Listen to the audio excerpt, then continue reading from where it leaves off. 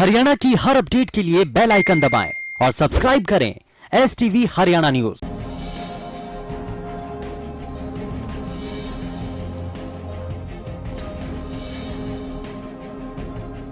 अब जो बजट है रेलवे इसका किराया तेज ज़्यादा है और अब जो नए आने वाले हम उससे गुंजाइश चाहते हैं कि थोड़ा कम करके दे गवर्नमेंट। अब सर क्या नाम है, पहले तो टिकट के उसके में मिल जाती थी, अब ऑनलाइन जिसको मालूम नहीं है वो क्या क्या करवाएगा बेचारा गरीब आदमी। इसके बारे में मैं मानता हूं कि आज हर वर्ग को राहत की उम्मीद है। उसमें किसान वर्ग भी है, छात्र वर्ग भी है, व्यापारी वर्ग भी है, खासतौर पे जो छोटा बिजनेसमैन है वो भी उम्मीद करता है। और दूसरी सबसे बड़ी बात है गृहिणियों को बहुत ज्यादा उम्मीद है, क्योंकि हम कोविड-19 के दौर से गुजर रहे हैं और उसमें बेरोजगारों यानी युवाओं के लिए मैं खासतौर पर कहूंगा कि बेरोजगारी बढ़ी है और उसमें उम्मीद करते हैं कि युवा वर्ग ये होता है कि ऐसा बजट बनाया जाए जिसमें रोजगार पैदा हो। दूसरी बात, हम उद्यमियों की बात करें, खासतौर पे मंझले और छोटे उद्यमी जो हैं उनके कारोबारों पे कोविड-19 में काफी फर्क पड़ा है और वे उम्मीद करते हैं कि सरकार से अगर कोई राहत मिलती है तो उन्हें अपने कारोबार को आगे बढ़ाने में सहायता मिलेगी। तीसरी बात, आज किसान के लिए हमारी स्थिति ये है कि भाई वो चाहता है कि खेतों में वो और ज्यादा पैदावार पैदा कर सके, उसके लिए उसे बजट में राहत मिले, ऐसे साधनों की जिनकी वो मूलतः खासतौर पे जैसे उनके टेक्निकल साधन हैं उनमें उनको राहत मिले, उन पे सब्सिडी मिले। इसी तरह छात्रों के लिए आज जो शिक्षा का क्षेत्र है वो बहुत ज्यादा विस्तारित हो गया है और कुछ शिक्षा महंगी भी हुई है, तो उम्मीद करी जाती है कि छात्र ये चाहते हैं कि बेहतर शिक्षा लेने के लिए उन्हें सरकार की तरफ से ऐसी राहत दी जाए कि वो आसानी से अपनी डिग्री को हासिल कर सकें। फरवरी में बजट आने वाला है, उस पर यही है कि किसानों को, स्टूडेंट्स को और सभी को मद्देनजर रखते हुए, ताकि उनका भी कुछ फायदा हो, उनको भी सहूलियत हो, उससे रिलेटेड सभी बातों को मद्देनजर रखते हुए बजट पेश करना चाहिए सरकार को। कुछ खास एस्पेक्ट्स हैं उनको मद्देनजर रखते हुए करना चाहिए, न कि बड़े इंडस्ट्रियलाइजेशन है सिर्फ उनको नज़र में रखें। सभी को नज़र में रख के और उसके लिए बजट पेश करना चाहिए ताकि सबको फायदा हो। सरकार से एक अच्छे बजट की मांग करता हूँ, जो कि पिछले साल में काफ़ी जो कोरोना वगैरह की जिसकी वजह से विशेष तौर पर पारिवारिक मेंबरों का जो घरेलू बजट बिगड़ा हुआ था, हम चाहते हैं कि सरकार ऐसा बजट पेश करे जिससे कि आने वाली बजट घरेलू जो तकलीफें हो रही हैं उनको सरकार दूर करे। पिछली जो साल गया हमारा, ये साल हमारा वैसे तो एकदम से अलग हो गया था, हट गया था, जिसमें हम सबके थोड़े हौसले पस्त हो गए थे, लेकिन फिर भी जो भी जितना भी चल रहा है वो उसमें हम खुश हैं, फिर भी चल रहा है, ठीक चल रहा है। और सरकार ने इस साल इसी साल में भी बीच में भी इन टर्म भी MSME इंडस्ट्री के लिए तरह तरह के बैंक लोन और तरह तरह के और भी प्रोत्साहन दिए हैं, लेकिन हम अभी और भी काफ़ी उम्मीदें रखते हैं सरकार से, काफ़ी कुछ मिलेगा। जिस तरह से सरकार चाहती है कि हम वोकल फॉर लोकल बने, लोकल फॉर वोकल रहें, तो हम इंडस्ट्री ऐसा एक्सपेक्ट करती है कि जो सरकार भी चाहती है कि सब कुछ निर्भर करता है एक्सपोर्ट के ऊपर, तो एक्सपोर्ट को बढ़ावा देने के लिए एक्सपोर्ट्स के बेनिफिट सरकार से हम उम्मीद रखते हैं काफ़ी मिलेंगे और सरकार ऐसा सोचती भी होगी, हमें भी उम्मीद है सरकार उसमें काफ़ी कुछ एक्सपोर्ट के तरह तरह के जो प्रोत्साहन है वो राशि देंगे हमें, ऐसा हमारा मानना है। से आने वाले बजट में ये अपेक्षा है कि सरकार भवन सामग्री को सस्ता किया जाए, जिसमें ईंट और सीमेंट और डस्ट के रेट बहुत ज़्यादा हो गए, जिस पर GST बहुत ज़्यादा है, उसको कम किया जाए। आम आदमी से मकान से काफ़ी लोग दूर होते जा रहे हैं और अगर ये GST में रियायत देंगे तो भवन का सामग्री का रेट कम हो जाएगा, जिससे आम लोगों को मकान मिलना चालू हो। हमारी हरियाणा सरकार से यही मांग है कि इस बार का जो बजट है उसमें फरीदाबाद के छात्रों के लिए अलग से यूनिवर्सिटी का प्रावधान होना चाहिए, क्योंकि यूनिवर्सिटी ना होने के कारण यहाँ के छात्र छात्राओं का जो भविष्य है वो अधभर में रह जाता है। बहुत सी छात्राएं यूनिवर्सिटी रोहतक के चक्कर काट रहे, क्योंकि छोटी छोटी जो समस्याएं होती हैं उनके लिए छात्रों को रोहतक जाना पड़ता है और उनके वहां भी काम नहीं होते हैं, इसलिए बहुत सी हमारी बहनें अधभर में ही एजुकेशन छोड़ देती हैं। तो हमारी हरियाणा सरकार से यही मांग है कि फरीदाबाद के लिए इस बार बजट में अलग से यूनिवर्सिटी का प्रावधान होना चाहिए, या जो हमारे यहाँ पर YMCA यूनिवर्सिटी है उसी से फरीदाबाद के सभी कॉलेजों को YMCA यूनिवर्सिटी से जोड़ना चाहिए, और सरकार को शिक्षा का जो बजट है वो भी बढ़ाना चाहिए। मैं डॉक्टर पुनीता हसीजाऊ, president Indian medical association Faridabad. Budget को देखो हर किसी को उम्मीद होती है, और हमें स्वास्थ्य क्षेत्र में तो हर साल उम्मीद होती है कि शायद हमारे जो स्वास्थ्य के प्रति हमारी सरकार थोड़ी जागरूक हो, और क्योंकि हमारा जो हेल्थ बजट है जो GDP का 1.2 या 2% से ज्यादा नहीं है, जबकि आइडली ये 5 to 7% ऑफ GDP होना चाहिए। हमसे जो छोटे छोटे देश हैं, बांग्लादेश का हमारे से अच्छा बजट है। अब आपने कोविड में देखा ही होगा, कोविड में मतलब हम लोगों ने प्राइवेट सेटअप्स ने बढ़ चढ़कर सरकार को हमने साथ दिया इसमें कि हम कोविड से लड़ पाएं, क्योंकि सरकार के पास भी डेफिनेटली इतनी सुविधा नहीं है। अगर वो बजट बढ़ा देते हैं तो इस बजट की सुविधा बढ़ाने से जो हमारी जो middle class and lower middle class and poor लोगों के लिए डेफिनेटली बहुत फायदा होगा, क्योंकि जो पैसे वाले लोग हैं वो तो कॉर्पोरेट हॉस्पिटल में जाके या किसी भी प्राइवेट अस्पताल में अपना इलाज करा सकते हैं। तो सरकारी तंत्र में हमारे को जैसे छोटे छोटे गाँव में हर जगह पे सुविधाएं जो बेसिक चीजें हैं वो पहुंचाने की बहुत ज्यादा जरूरत है, क्योंकि लोगों को बहुत दूर तक चल के आना पड़ता है। तो आप छोटे PHCs वगैरह को इम्प्रूव करें, फिर आगे डिस्ट्रिक्ट लेवल पे सुविधाओं को बढ़ाएं। बढ़ रही हैं, ऐसा नहीं कह रहे कि नहीं बढ़ रही हैं, बट अभी भी बहुत कम बजट है हमारा। तो हम चाहते हैं, सरकार से निवेदन करना चाहते हैं कि कम से कम धीरे धीरे बढ़ाते बढ़ाते कम से कम GDP का 7 से 8% जो है वो हमारे स्वास्थ्य के लिए रखा जाए, ताकि हमारी जो जनरल पब्लिक को इससे तकलीफ ना हो। आप बहुत ज्यादा उम्मीदें हैं भारत की फौज को कि इस साल जो है डिफेंस बजट में काफी बढ़ोतरी होगी बनिस्बत पिछले साल के, क्योंकि जिस प्रकार से भारत और चीन के बीच के अंदर फेस ऑफ है लद्दाख के अंदर, और जो टेंशन बिल्डअप है वेस्टर्न बॉर्डर पे पाकिस्तान के साथ, इसको मद्देनजर रखते हुए मुझे लगता है 10 से 15 लाख करोड़ के करीब बढ़ोतरी होगी डिफेंस बजट में। ये देखें, पिछले साल जो डिफेंस बजट था वो 3.37 लाख करोड़ था, और वो एक प्रकार से उसमें से 2.18 जो था वो आपका रेवेन्यू बजट था, और 1.18 जो कैपिटल था। तो एक मतलब कि 65% के करीब आपका रेवेन्यू बजट है, और 35% ही कैपिटल है जो रह जाता है मॉडर्नाइजेशन के लिए। और जो अभी आपकी रिक्वायरमेंट इतनी है दो आर्मी एयरफोर्स नेवी मॉडर्नाइजेशन की, कि वो बड़ा कम रह जाता था, क्योंकि जिस प्रकार से आपको अभी आर्मी को और गन चाहिए, धनुष गन्स हैं, उसके बाद आपको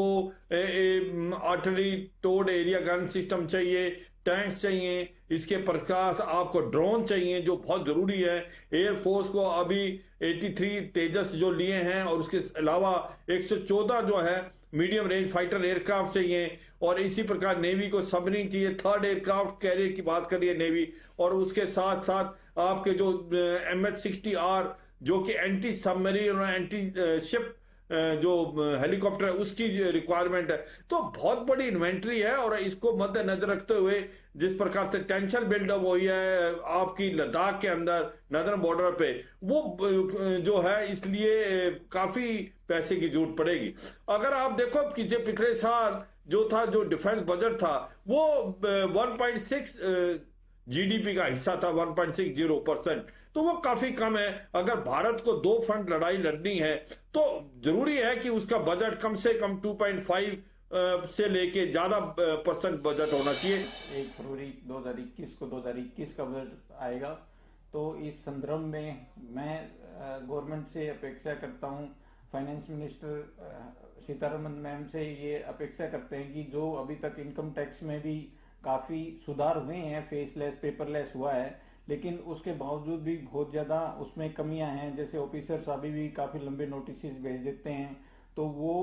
टू द पॉइंट बातें हो, टू द पॉइंट नोटिस आए, to the point cases open हो, तो उस तरह का सुधार एक तो हो। दूसरा जो थ्रेशोल्ड लिमिट है, जैसे कि आप यहाँ पे भी देख रहे होंगे, हमने चार्ट बनाए हुए हैं यहाँ पे, तो ये जो थ्रेशोल्ड लिमिट है जो कभी बहुत पहले से चली आ रही है, 30,000 रुपए पे ETDS कटेगा, 10,000 रुपए से ज्यादा पे, तो ये थ्रेशोल्ड लिमिट बहुत थोड़ी सी बढ़नी चाहिए समय के हिसाब से। डिजिटलाइजेशन ज्यादा हो गया, और इसके बाद जैसे ATC है, LIC है, प्रिंसिपल की पेमेंट है, जो एक आम आदमी का मुद्दा है, एक वो जो 1,50,000 रुपए बहुत पहले से चलता रहा है, उसकी लिमिट भी बढ़नी चाहिए, ताकि लोग अपनी इन्वेस्टमेंट को टैक्स बचाने के पर्पज से बढ़ा सकें। ताकि इंफ्रास्ट्रक्चर में पैसा ज्यादा लगे, इंफ्रास्ट्रक्चर में डेवलपमेंट हो और लोगों के टैक्स सेविंग भी हो। क्योंकि जब तक टैक्स सेविंग की स्कीम नहीं आएंगी, जब तक पैसा उन स्कीम्स में इन्वेस्ट नहीं होगा और उन स्कीम में इन्वेस्ट नहीं होगा तो इंफ्रास्ट्रक्चर के लिए पैसा नहीं आएगा, तो इकोनॉमी में पैसे की मूवमेंट नहीं हो पाएगी। तो बजट कुछ इस तरह का होना चाहिए ताकि पैसे की मूवमेंट ज्यादा से ज्यादा हो और इकोनॉमी उसके हिसाब से ज्यादा चले। डॉक्टर स्वाति महेश्वरी हूँ, मैं इंटरनल मेडिसिन स्पेशलिस्ट हूँ। देखिए, अगर हम देखें तो कोरोना ने जो महामारी है उसने कम से कम हम सब लोगों को ये जरूर एहसास करा दिया है कि हेल्थ हम सब लोगों के लिए कितनी ज्यादा इम्पोर्टेंट है, और सरकार को भी अब कहीं ना कहीं इस बात का एहसास हो चुका है कि हेल्थ को हमें प्रायोरिटी में रखना कितना जरूरी है। अगर आप देखें, पहले भी जो हमारा हेल्थ का एक्सपेंडिचर होता है बजट में, वो अभी भी हमारा जीडीपी के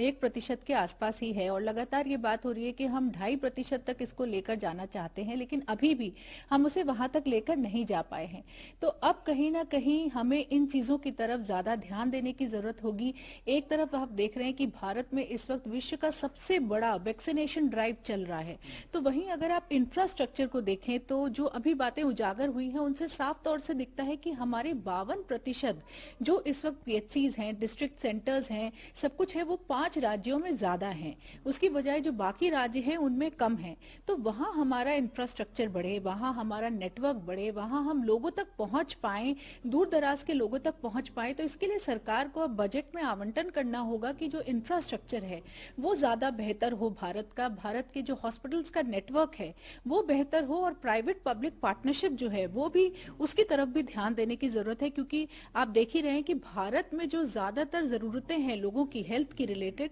वो प्राइवेट सेक्टर से ज्यादा पूरी होती हैं और पब्लिक सेक्टर से कम पूरी होती हैं। तो ये जो दोनों के बीच में जो दोनों का पलड़ा है वो आप देख रहे हैं कि बराबर नहीं है। तो सरकार को कोशिश करनी होगी कि कैसे हम जो हमारा पब्लिक सेक्टर है उसको भी ऊपर उठाएं, और कैसे जो हमारा प्राइवेट सेक्टर है उन दोनों की कैसे हम एक दोनों में आपस में मेलजोल बढ़ाएं, ताकि हमारी जो सर्विसेज और रिसोर्सेज,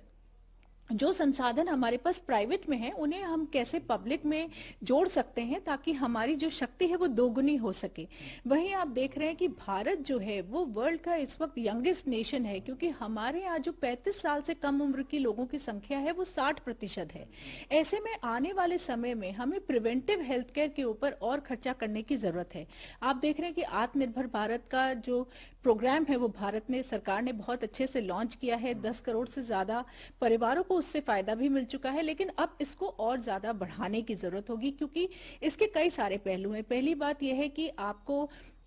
क्योंकि हमारे यहाँ प्राइवेट हेल्थ सेक्टर ज्यादा बड़ा है, तो लोग जो प्राइवेट हेल्थ सेक्टर में जाके ट्रीटमेंट करा रहे हैं, या आप घर में टेस्ट कराते हैं, या आप घर में कोई डॉक्टर से सलाह ले रहे हैं, तो ये जो प्रिवेंटिव चेकअप्स हैं हमारे, इनमें हमें टैक्स इंसेंटिव्स मिलने चाहिए। मैं Om Prakash Sehrawat, retired principal, supreme court advocate और एक बड़ा जमींदार भी हूँ। शिक्षा के क्षेत्र में जो, अगर हिंदुस्तान का अगर जड़ मजबूत करनी है, उसका आधार मजबूत करना है, तो शिक्षा और स्वास्थ्य 2 ऐसे मतलब विभाग हैं जिनको इम्प्रूव करना, जिनकी तरक्की करना, जिनका विकास करना, ये एक स्टेट्स का भी और ये एक राज्य का परम धर्म है, ताकि आने वाली जो पीढ़ी है वो बहुत लायक बन करके और कम्पिटिटिव युग में आ सके। तो इसलिए जो एजुकेशन है is the most important subject, और इस शिक्षा का जो आधार है वो आज की शिक्षा प्रणाली जो कि जॉब ओरिएंटेड हो, उसके लिए लैंग्वेज की बहुत आवश्यकता है। इंग्लिश लैंग्वेज के कारण जो प्राइवेट स्कूल्स हैं उनमें बच्चे जाने लगे हैं, गवर्नमेंट स्कूल खाली हो गए हैं। उसका कारण चाहे कुछ भी बताओ, लेकिन मैंने इतने दिन के एक्सपीरियंस के आधार पर ये देखा है, जब इंग्लिश मीडियम के स्कूल मतलब अगर गवर्नमेंट कर देगी तो अपने आप वो स्कूल जो है वो बच्चे वो उसमें आ जाएंगे और स्ट्रेंथ बढ़ेगी। लेकिन असली बात ये है कि जो बहुत